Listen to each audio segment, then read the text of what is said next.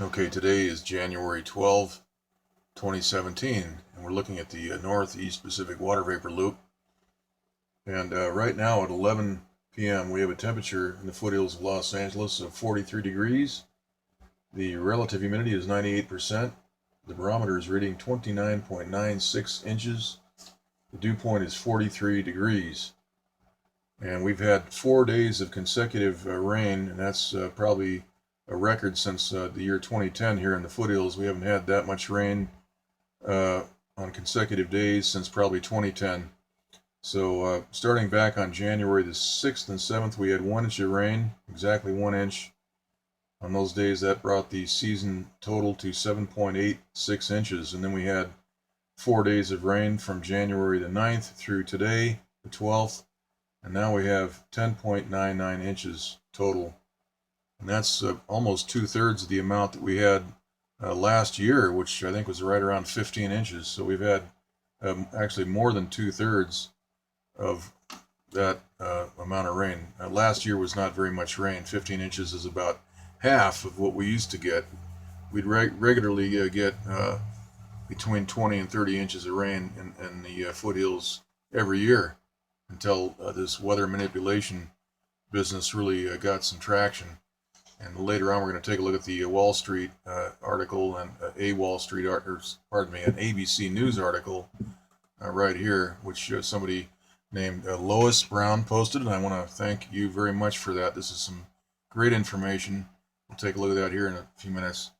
Okay, so we see the rain has passed mostly all the way through California. It's moving out.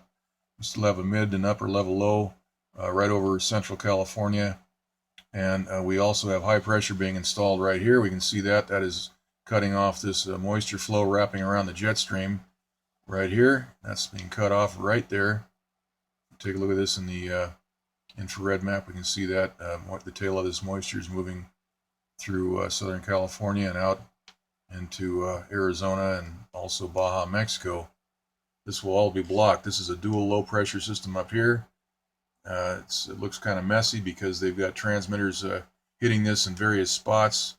It looks pretty messy. This should be a tight spiral looking like a seashell, but this has all been hit.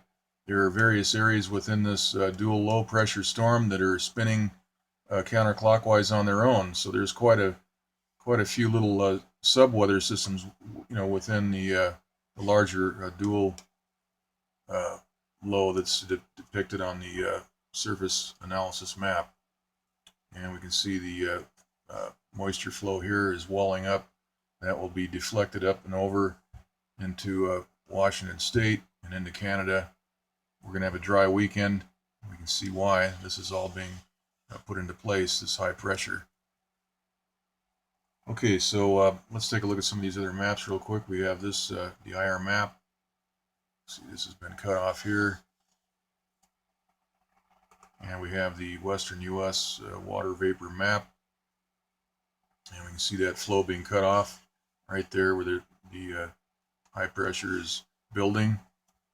This is an artificial high pressure dome. This is a transmitter generated, and that will block this next very large storm. We can see that this is two lows right in the center there.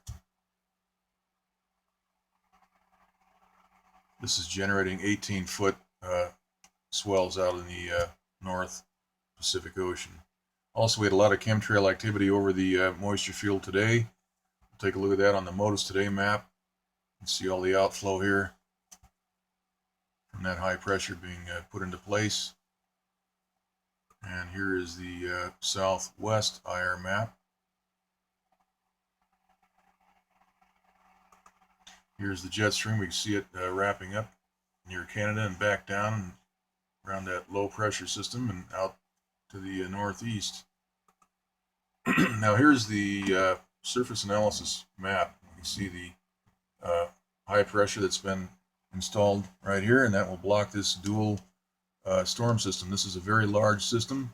We've got a 976 and a 972 millibar low. These are both moving to the northeast generally. And then we have this huge area of high pressure that's all been put into place. And we've got some unstable air, we've got some troughs shown, and that low where this storm system is moving through. tail end of that. All right.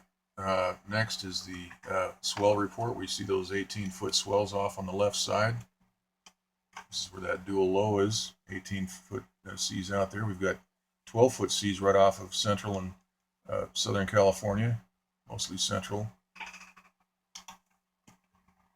Okay.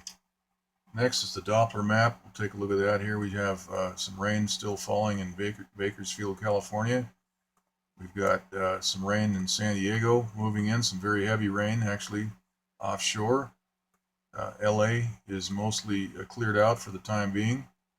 Got some snow in the mountains up here. We can see that.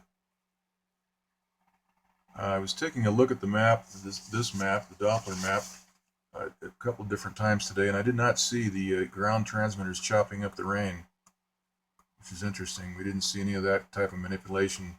At least I did not. Maybe some of the viewers saw something. If you saw any manipulation, post a link up on the or post a message up on the channel. All right. So right now we're cleared out, and we expect clear skies for the weekend and Friday, tomorrow. Here we have the Modus Today map. Let's go ahead and refresh that and come back to it. Here's the ABC article right here, which is a must-read. We've got to get everybody to read this. This ties together the banks.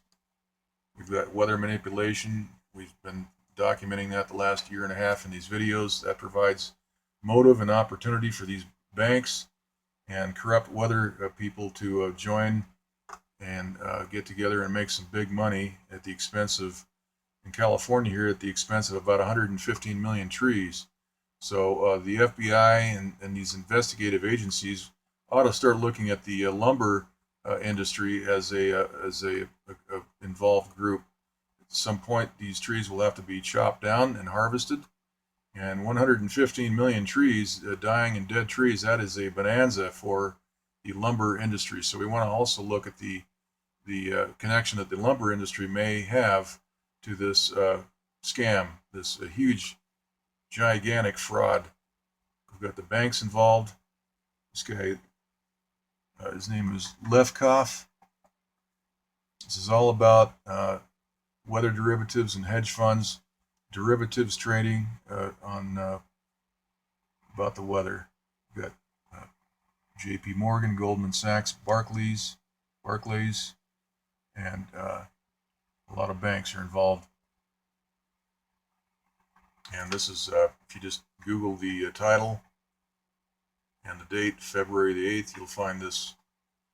And again, Lois Brown, thank you very much for posting that. Very valuable information. Now here's the second item that she posted. This is a company called GuaranteedWeather.com, and they will guarantee that they get you the weather that you want on the day of your event, and mainly that would be to stop the weather. So these guys are probably using these ground transmitters, these tower, these radomes that look like they're little golf balls. You can see what they do here. They festivals, ballpark events, racing events, weddings, film production, farming. They will guarantee that they stop the rain for you. This is important evidence of collusion and weather modification. It's climate change. This is a 2017 climate change. This is not the Al Gore style climate change that people were told in that crazy movie that he made, An Inconvenient Truth.